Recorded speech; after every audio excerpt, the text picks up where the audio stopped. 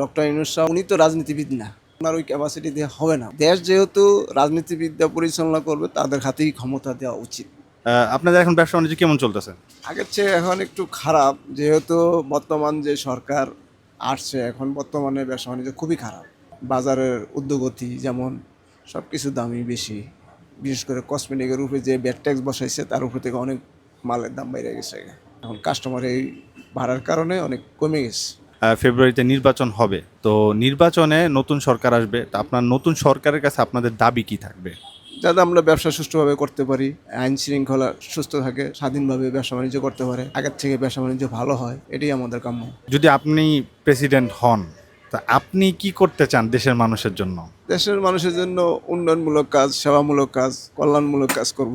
আমাদের দেশ কি আগে ভালো ছিল না এখন ভালো আছে? আগের চেয়ে এখন আরো খারাপ। আগে মোটামুটি যতটুকুই ছিল ব্যবসা বাণিজ্য কিছুটা স্বাভাবিক ছিল, এখান থেকে এখন আরো খারাপ। কারণ এখন দেশের পরিস্থিতি, রাজনীতি প্রেক্ষাপটে স্বাভাবিক পরিস্থিতি নাই। বিভিন্ন মানুষ আতঙ্কে আছে যে কখন কি হয়, এই আতঙ্কে ভয়ে আর কি মানুষ এখন, অনেকের মানুষের কাছে টাকা পয়সা এখন নাই। যেমন আওয়ামী লীগ সরকার আমলে যে টাকা পয়সা তাদের কাছে ছিল এককালীন, ওরা তো এখন আর বাজারে জিনিসটা সলভ করতে পারতেছে না। এই জন্য অনেক ব্যবসা বাণিজ্য অনেকটাই খারাপ। এখন দেখা গেছে কতগুলো নতুন দল যোগ হয়েছে, এনসিপি হয়েছে, তো আগের দল হিসেবে বিএনপি, জামাত ওনারাও আছে। তো আপনার কি মনে হয় কারা আসলে ভালো হবে? আমার মতে সকলে মিলে দেশটা পরিচালনা করুক। যেহেতু এক সরকার 16 বছর চালিয়ে গেছে, সেখান থেকে আমাদের অনেক শিক্ষণীয় আছে। সেখান থেকে শিক্ষা নিয়ে আমরা সকলে মিলে একসাথে যদি দেশের উন্নয়ন এবং ব্যবসা বাণিজ্য সকলে যেমন তাদের চাহিদা অনুযায়ী করতে পারি, সবাই মিলেমিশে করাটা উচিত আমি মনে করি, ঐক্যভাবে আর কি। যেহেতু এখানে সকলেরই একটা ভূমিকা আছে এই আন্দোলনের পক্ষে, তো সেই হিসাবে সকলে মিলেমিশে কাজ করাটা ভালো আমি মনে করি। সকলে মিলে, যেমন এনসিপি আছে, জাতীয়তাবাদী বিএনপি আছে, জামাত আছে, এরা সবাই মিলে ঐক্যজোটে সরকার গঠন হলে আমার মনে হয় ভালো হয়। এখন তো প্রচুর পরিমাণ ছিনতাই, রাহাজানি এগুলো বেড়ে গেছে, তো এই ব্যাপারে আপনার কি মনে হয় কি করা উচিত? এখন তো মনে করেন আইন শৃঙ্খলা নাই। এখন আমাদের যে পুলিশ আগে যে এরকম ছিল, সেখানে তো এখন পুলিশ সেরকম নাই। অনেক জায়গায় দেখা গেছে রাস্তা নীরবতা অনুযায়ী ছিনতাই হচ্ছে, পুলিশের ঠিক মতন ডিউটি দিতে পারছে না, আইন শৃঙ্খলা অনেক অবনতি হচ্ছে।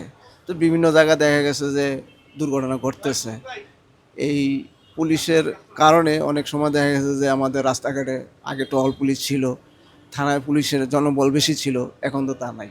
এখন আইন শৃঙ্খলার কারণেই আমাদের চিন্তাগুলো বেড়ে গেছে।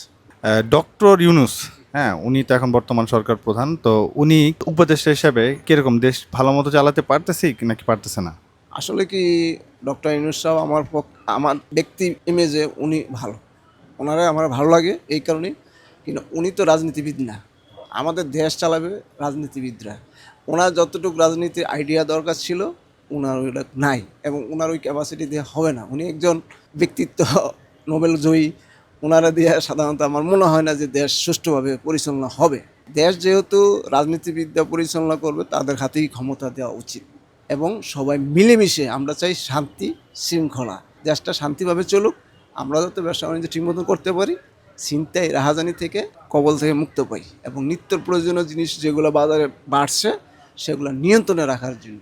কিন্তু এখন যেই সরকারই আসুক, আমার মতের নির্বাচিত সরকার প্রয়োজন এই মুহূর্তে।